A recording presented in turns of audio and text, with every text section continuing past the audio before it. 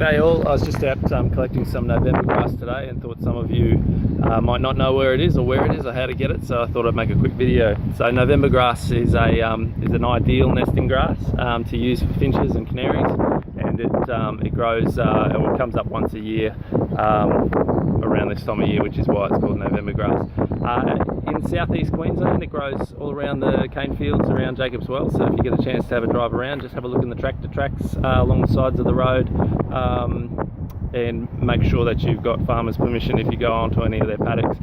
It grows in and around the cane fields.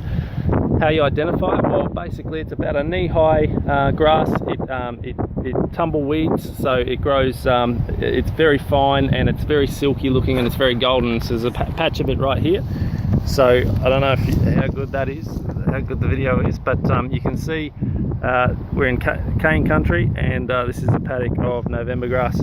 And it's actually, when you collect it, you're not actually cutting it off, okay? So you're actually just getting the seed heads, which are dried and spent, and the best way to collect those is actually with a plastic rake. So any plastic rake will do, or any metal rake for that matter, but I found the longer the tines are, the easier work it is, but really any rake will do. And then the method simply is, if you walk, you can do whatever motion you like, but if you simply drag the rake through the grass, that's how you get it, and then you just bag it up and take it home.